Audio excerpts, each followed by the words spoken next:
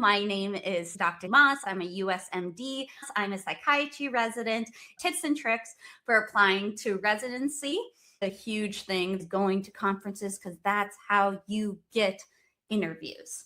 Your application can only be so much. Your application is just to get in the door, to get that residency interview spot. They need to know you. Whether that is get to know you through that personal statement that are like, oh my goodness, I can connect with this person. I know who they are as a person. This is not a generic ChatGPT. I'm really passionate about writing. So you can meet with me for personal statement editing and telling your own verbal story. That's called narrative medicine. Going to these conferences is how we network, how we get to know people. There are so many people that I met that when interviews came up, I just emailed them, hey, remember me from APA? We met at this specific AI and psychiatry. I would love to interview at your program. I just applied. Boom, I got an interview. That's how that works. That's how medicine works. It's annoying, but it's how it works. I just got chosen by my program director and my co-residents to be chief resident for academics. So now I'm in charge doing the didactics. So I've been contacting a lot of attendings that I've networked through medical school and in residency at APA conference, ACAP conference, sexual health, AMWA, ISHWISH, like all the conferences I went to medical school. Right? And that's one of my interests. If you have a family member in medicine, you have that slight in. That's how it was always talked about, that this is how I, by not having any family members, that's how I worked hard to get my own in, is learning how to network and not being scared of just going ahead and being like, hey, my name is this. I go to this. I'm interested in this. Can you tell me about your work with the prison population in this state? Whatever it is. Regarding advising, it's really important to me to be there to provide my experience, my struggle, the lessons I've learned to other people so they don't have to go through it. Maybe that is part from me being a future psychiatrist. What are the conferences in person or some of them virtual? What year do you go to them in fourth year? Ooh, good. Definitely, if you're a medical student, the year you're applying, or an IMG, the year you're applying, because you can actually be like, go to a conference, see the residents, fellows, attendings that are from those programs, and then you can message them like, hey, I just applied to that program. I'm very excited to learn more. Boom. That's how you get that interview. Go in person. Virtual is awesome for educational purposes. We're talking about here about how to get into residency. Big difference. What type of conferences? Go to the conferences that are in your specialty and in your individual interests. Why are you going to spend money, time to go to something you're not interested in and not the specialty that you're applying to? Because if you go and let's say I'm super interested in repro site and infertility, and so I go to the women's health infertility conferences, that's how I connect. I was just invited to give a talk at AMWA for their infertility summit. So if anyone's who's going there who's interested in going to OB-GYN, I'm going to be presenting with a lot of OB-GYN urologists about that experience of infertility in medicine. But I hope you get that. I see question of research. Do you think research makes a big difference in matching for psych? Narrative medicine, game changer.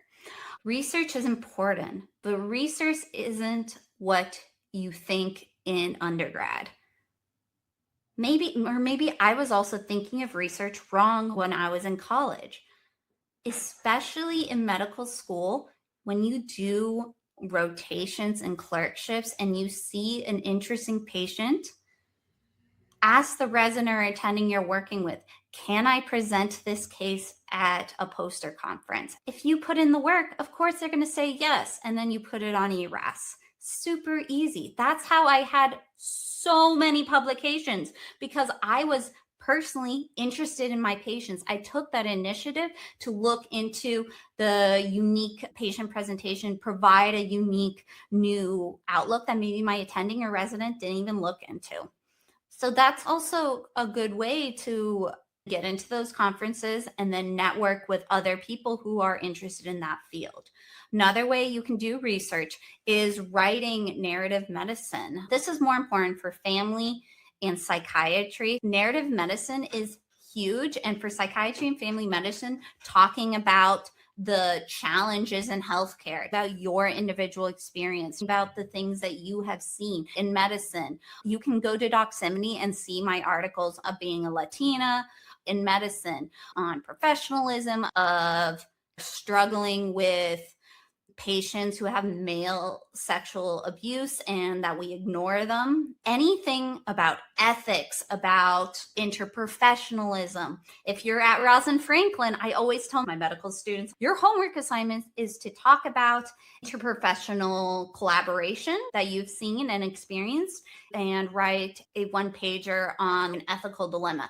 Those are phenomenal research, and I guarantee that other people won't have that on their residency. Even the people that are watching these videos, think about people just have regular stuff. But if you're brave enough to write about narrative medicine of ethical challenges, program directors are going to be so excited to learn from you because you're actually involved with making a difference in medicine, noticing, not just going with the flow, not just being passive, like you're actively critical thinking. That actually is another way to network, because when you publish on KevinMD, on Doximity, you start having doctors reach out to you. I have a attending at the fellowship I hope to match reach out to me like a year ago, and he was like, hey, you interested in child and adolescent? I read your article on Doximity. You would be a great fellow. I'm like, yes, please.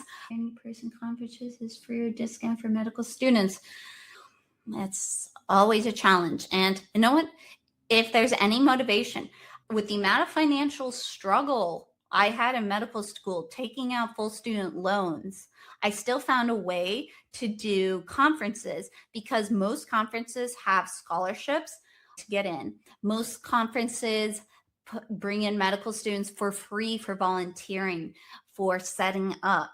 So go start easy. Start with the ones that are in your city or where you're going to go visit family members. That's always a great way. Bigger conferences also have scholarships. Like I presented earlier on APA that gave residents and medical students free tuition. So I'm going to be able to go to APA as a resident for free, and they're doing phenomenal hotel for us. And I'm also getting money from my residency. And then in medical school, they also have sometimes scholarships because it's a promotion. Think about it's a promotion for their school to say, oh, that medical school, medical students or residents are interested in our specialty. It's an advertisement thing. They like it, but you have to ask. Things don't come unless you ask. My name is Dr. Moss. Thank you all for joining me. I'm wearing the new scrubs, 20% off. I'm now a UWorld affiliate, the USMLE code, because that's what we're all here for, is the USMLE discount codes. And I am planning on doing a video going through UWorld. I'm going to be using UWorld, how to take USMLE exams. I do a podcast called Life as a Patient Doctor. But since then, I've split up those videos to make a separate podcast called Medical School with Dr. Moss. So all the ones that are really focused on medical school, like this one, how to apply to residency. Thank you all so much for joining. Head to my website, medpsychmoss.com, to sign up for advising.